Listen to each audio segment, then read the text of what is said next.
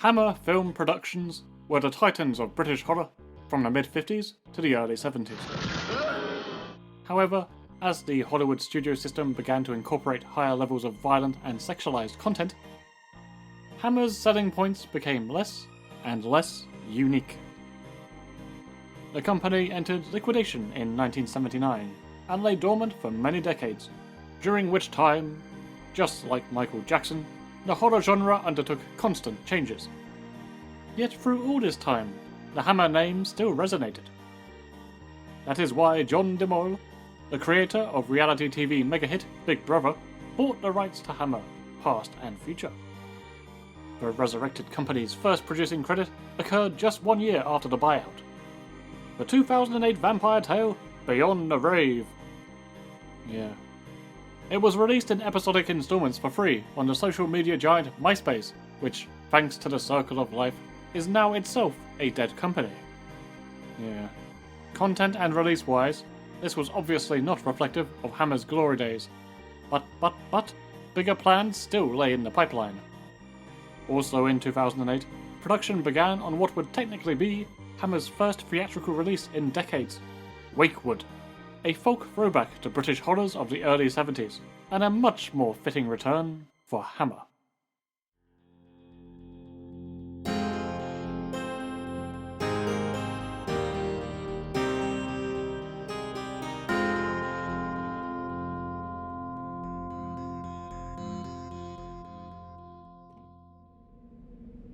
Wakewood wastes no time and decides to put you on edge from the get-go.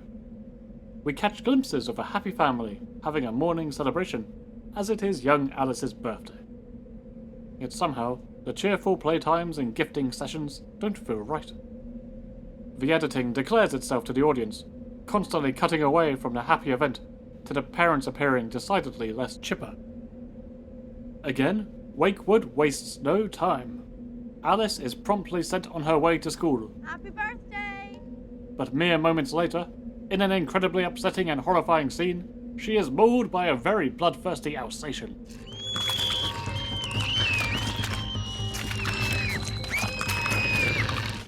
Stricken with overwhelming grief, the parents relocate their lives to the quiet village of Wakewood, showing us the darker side of the previous editing montage, and indicating that the real plot can now begin.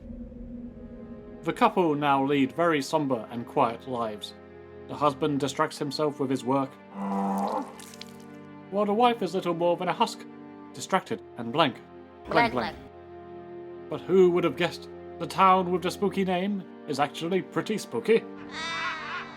The locals confess that they have a ritual, a way to bring a deceased loved one back to life.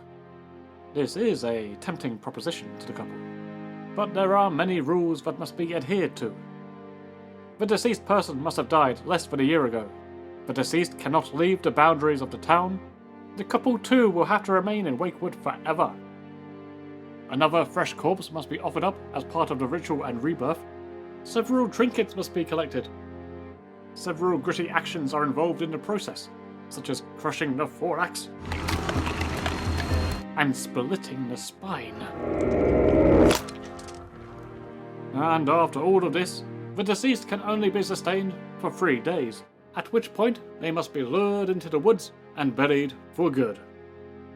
The husband claims, this is all nonsense. I don't blame him, but the wife has witnessed a previous ritual and convinces him to take part. So, with the crushing of thoraxes and whatnot, their little Alice is brought back into the world. Meow.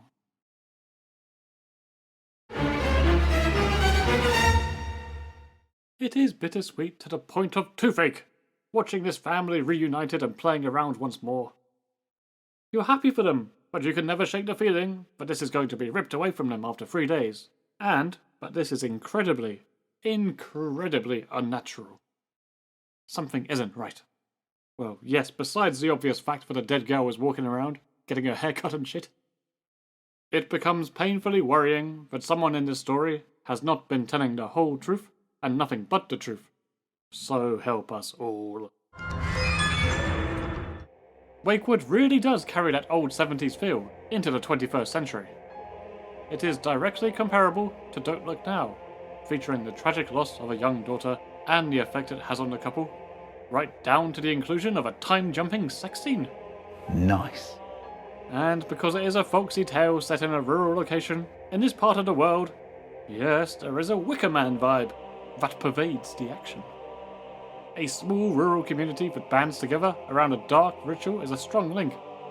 While Wakewood fails to deliver Christopher Lee as a dishevelled Colonel Mustard, we do get Timothy Spall cosplaying as Goldfinger. In terms of story, it feels impossible not to mention Pet Sematary. And believe me, I tried, but my hands went all Evil Dead 2 and rewrote this review. Alas, the shadow of Pet Sematary does hang heavy over Wakewood. But then again, inspiration is a forever evolving beast. Wakewood and its dodgy tale of child resurrection seems to take from the 1980s novel and film, yet the Pet Sematary remake mixed up a lot of details so that it now closer resembled Wakewood. In the immortal words of Taron Egerton, gearing up to sing some Elton John. Oh, it's funny how life turns out, isn't it?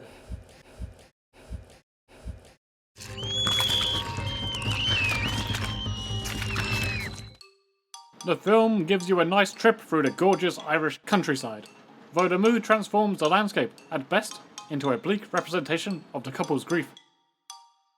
Speaking of the couple, the husband is played by HBO darling Aiden Gillen, the only man whose power stance can rival Mark Gormley. You're a big guy. The wife is played by Eve Birthistle, the last of several actresses hired for Waking the Dead to replace Mel. Oh, but they could never replace you, Mel. Never! Both actors do very well with the unenviable task of playing grieving parents, keeping it subdued and realistic, without treading over into melodrama.